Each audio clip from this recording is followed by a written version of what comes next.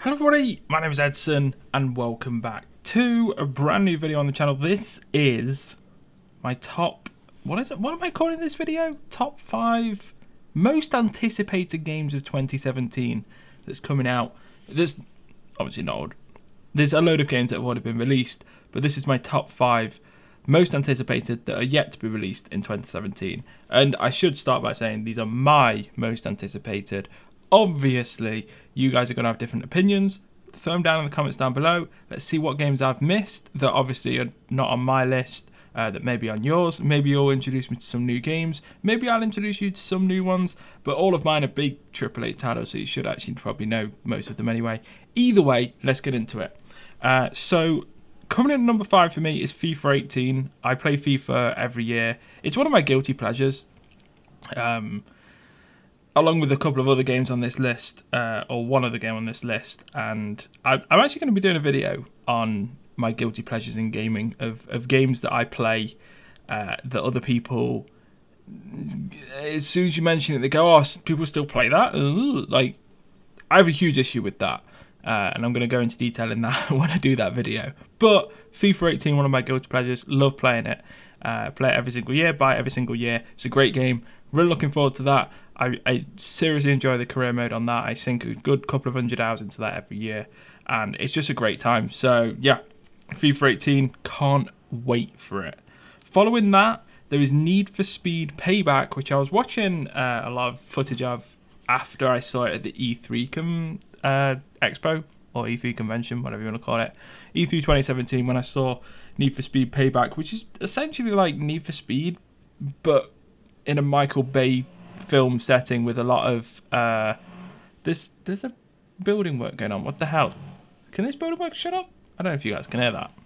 That is ridiculous.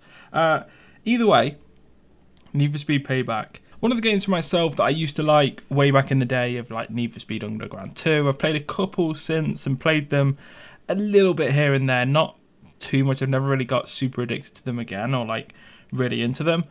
Need for Speed Payback, though, after watching like the trailers and the footage and stuff from this year's E3, it just looks like it's a Michael Bay film. Like, there's just explosions everywhere. There's lots of racing, lots of action. It seems quite fun. It sort of grabbed my attention, and a lot of people that are sort of old school players of Need for Speed, or brand new to the series, actually are liking the look of this. So I think it's drew a lot of people to this game, so I'm tempted to pick it up. Probably not when it releases, maybe a few months down the line. Maybe when it releases, I'm not entirely sure, but it's definitely one that I'm looking out for. I definitely want to watch some people stream it and watch some people play it when the game releases. I'm thinking about getting it for the first time in many years. I haven't bought a Need for Speed game in a while. But I kept giving them a try every so often, like every couple of games, and I've never really got back into them, but this could be the one. Coming in at number 3, though, we have sort of one of the only indie titles really in here, but it's still more of a AAA title than most indie titles, and that's Life is Strange Before the Storm.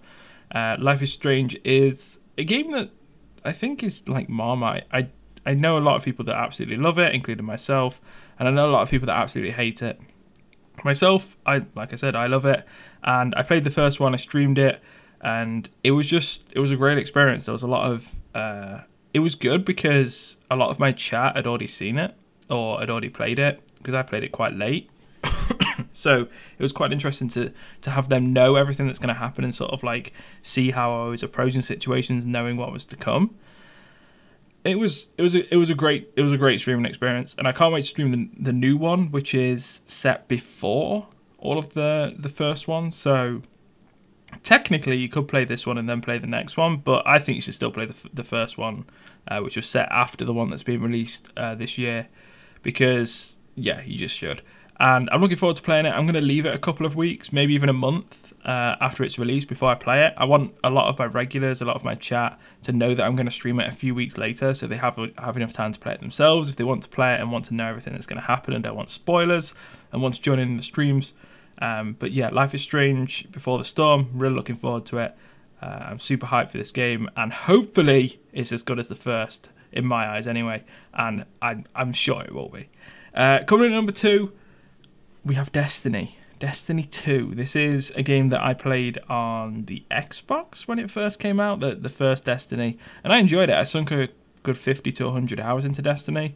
It wasn't what it was promised though, and they fixed a lot of that in a lot of patches and a lot of updates and DLC, paid DLC that came specifically to the PlayStation 4, and some of which super early to the PlayStation 4 and eventually to the Xbox. So I definitely fell out of love with this game, but for the first time, and I wouldn't have bought it if it wasn't for this, Destiny is being released, or Destiny 2 is being released on the PC. Now, PlayStation 4 and Xbox One, I think, is going to be released first, and PC is going to be released later. I'm not entirely sure. I know that was the case with the beta, or beta, sorry. So I'm unsure, but I'm definitely interested now that it's on PC.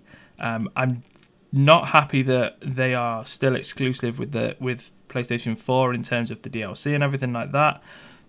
I have a huge issue with DLC anyway, but yeah, it's one I'm looking forward to, but it's one I'm very skeptical of because of the first game. They promised a lot in the first game, and they never delivered until like a year down the line.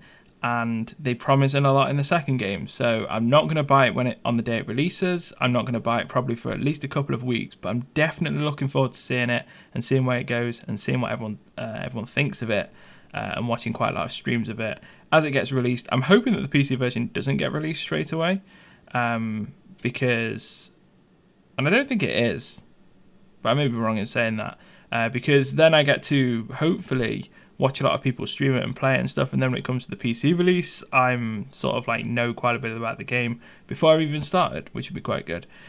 So following that, the game I'm looking forward to most, my ultimate guilty pleasure, which will be talked about in the video that will come up in about a week's time or something like that, is Call of Duty World War II. The new Call of Duty game is going back to boots on the ground. I've always loved Call of Duty. I still watch Call of Duty esports. I support Optic Gaming. I have done ever since Modern Warfare 2. I played Call of Duty all of my life, and even though I've now transferred over to the PC for the first time this year, I still absolutely love the series, and I'm glad it's going back to boots on the ground. I don't even think they needed to go back to World War II. I am really interested in World War II in the sense of the story, the history, and everything behind it. I've played most World War II shooters, and sort of like old time shooters, World War I, World War II, stuff like that. Because for me, any sort of like story or visual representation that I can play, I do enjoy playing.